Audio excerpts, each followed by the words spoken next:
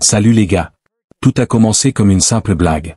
Hunter voulait effrayer sa meilleure amie Becky, toujours aussi craintive. À plus de 600 mètres du sol, elle secoua violemment l'échelle pendant leur ascension. Ce qu'elle ignorait, c'est que ces secousses avaient desserré les vis qui maintenaient l'échelle au sommet de l'antenne abandonnée. Une fois arrivées tout en haut, elles se sont lancées dans une séance photo complètement délirante, façon influenceuse des réseaux. Mais au moment de redescendre, l'échelle glissa brutalement. Les vis sautèrent une à une. Dans la seconde qui suivit, Becky perdit pied et tomba dans le vide.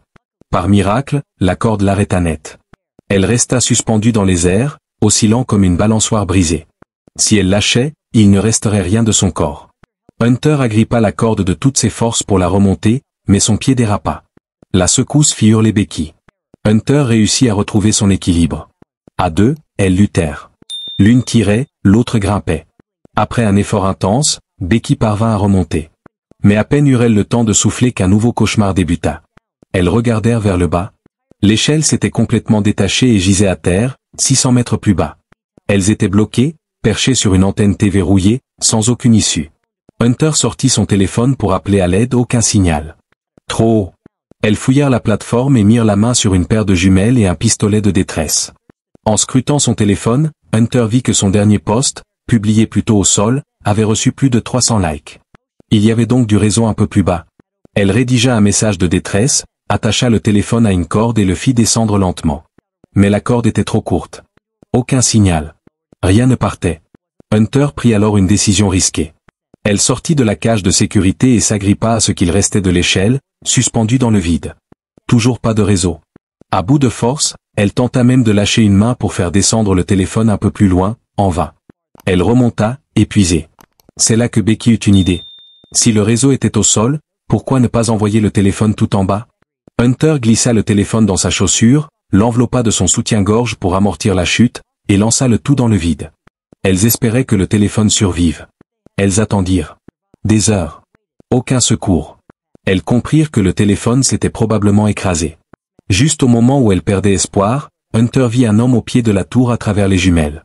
Elles crièrent à plein poumon, mais à cette hauteur, aucun son ne l'atteignit. L'homme s'éloignait. Becky lança une chaussure. Rien. Puis la deuxième, qui heurta une barre métallique en faisant un bruit sourd. L'homme s'arrêta, ramassa la chaussure, mais ne leva jamais les yeux. Ne voyant personne, il la jeta et partit. Les filles étaient anéanties. Becky prit le pistolet de détresse, prête à tirer. Mais Hunter l'en empêcha, en plein jour, la lumière serait invisible. C'est alors qu'elle repéra un camping-car non loin. L'homme campait sûrement ici. Il ne partirait pas de sitôt. Elles décidèrent d'attendre. Enfin, la nuit tomba. Elles visèrent le ciel et tirèrent une fusée éclairante. Une lueur rouge flamboya dans l'obscurité. À travers les jumelles, elles virent l'homme se retourner. À plus de 600 mètres du sol, le cœur battant, elles crurent que le cauchemar allait enfin prendre fin.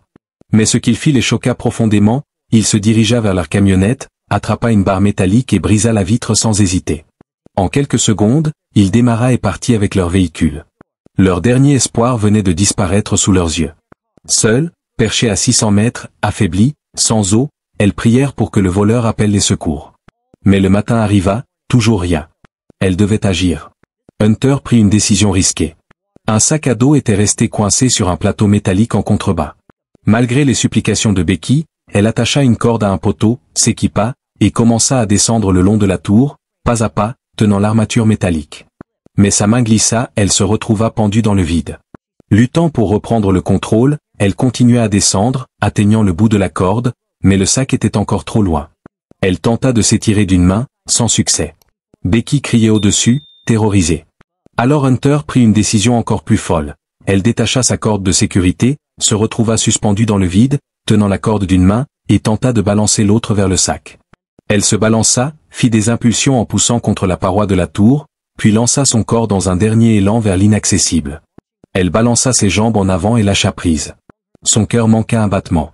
La chute fut vertigineuse, mais contre toute attente, Hunter atterrit parfaitement sur la parabole métallique. Sans perdre une seconde, elle attrapa le sac à dos. Sa première action, sortir la bouteille d'eau. Elle avala une énorme gorgée, haletante, pendant que Becky l'observait depuis le sommet, déglutissant avec difficulté. Elles avaient enfin récupéré le sac. Mais une question restait, comment Hunter allait-elle remonter? Elle se redressa lentement, s'appuyant contre la tour pour ne pas perdre l'équilibre. Elle s'approcha le plus possible de la corde, tendit prudemment la main droite, mais elle était encore trop loin. Alors, elle eut une idée audacieuse. Elle recula d'un pas, sortit son perche à selfie du sac, et tenta de crocheter la boucle de la corde. Elle tendit le bras, cherchant à y suspendre le sac, mais ce dernier était bien trop lourd. Elle réessaya, encore et encore, sans succès. Juste au moment où elle allait abandonner, elle réussit enfin à accrocher le sac à la boucle. Cela lui donna juste assez de longueur pour l'atteindre. Hunter s'accroupit, fixa le sac, et sauta. Elle l'attrapa en plein vol. Becky, en haut, poussa un cri de stupeur, puis se ressaisit aussitôt, attrapant la corde à deux mains pour tirer de toutes ses forces. Pendant ce temps, Hunter escaladait rapidement, main après main, jambe après jambe. Elle était presque au sommet, encore quelques centimètres et elle atteindrait l'échelle.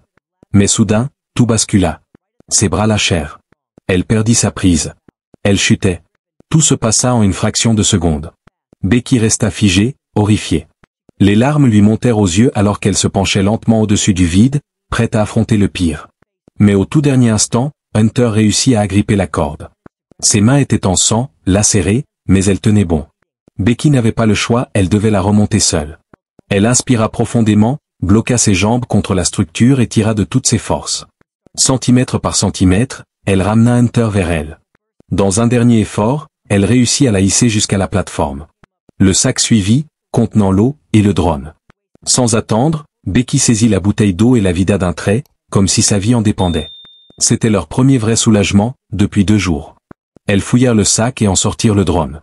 À l'intérieur, Becky trouva un reçu de restaurant. Elle saisit un crayon eyeliner et y écrivit un message de détresse au dos. Elles attachèrent le mot sur le drone, prêtes à l'envoyer vers le motel le plus proche. Becky prit les commandes. Le drone s'envola doucement, puis prit de la vitesse, filant droit vers l'horizon. Mais après quelques secondes, l'écran s'assombrit. La batterie était à plat.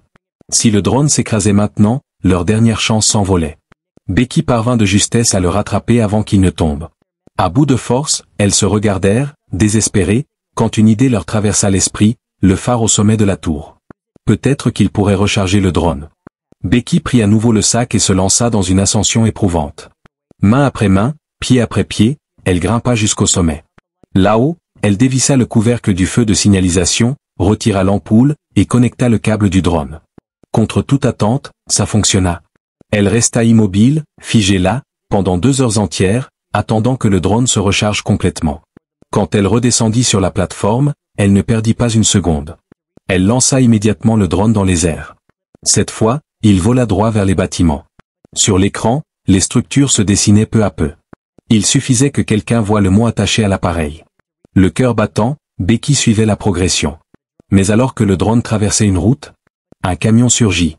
Et dans un fracas brutal, le drone explosa. Becky resta figée. Muette. Choquée. Elle n'arrivait pas à croire ce qui venait de se passer. Le chauffeur descendit, jeta un œil autour de lui, ne vit rien, et repartit. Elle fondit en larmes, brisée. Puis elle se tourna vers Hunter, et vit l'impensable, son visage était pâle, marqué d'une large plaie infectée. Et là, la vérité la frappa comme un éclair. Hunter n'avait jamais survécu à sa chute. Ce n'était jamais elle que Becky avait hissée, mais le sac. Depuis tout ce temps, Becky parlait à un fantôme. Elle s'effondra, inconsciente, sous le soleil brûlant. Un vautour s'approcha, la becqueta à la cuisse. Mais elle ouvrit les yeux, le saisit à la gorge, dans un instinct de survie brute, le tua à main nue, puis le dévora cru, sans honte. Elle n'avait plus qu'une obsession, survivre. Avec une détermination nouvelle, Becky décrocha la corde, descendit jusqu'au disque métallique, regarda le corps décomposé de son ami, puis sortit son téléphone, écrivit un message à son père, sans signal. Elle plaça le téléphone dans une chaussure, l'enfonça dans la plaie béante du cadavre, et poussa le corps dans le vide. Il chuta de 600 mètres. L'impact permit au téléphone de capter un signal, le message fut envoyé. Son père le reçut, appela les secours, et se précipita à la tour. Becky fut enfin sauvée. Lorsqu'elle aperçut son père, elle se jeta dans ses bras, et éclata en sanglots. Abonne-toi et like la vidéo.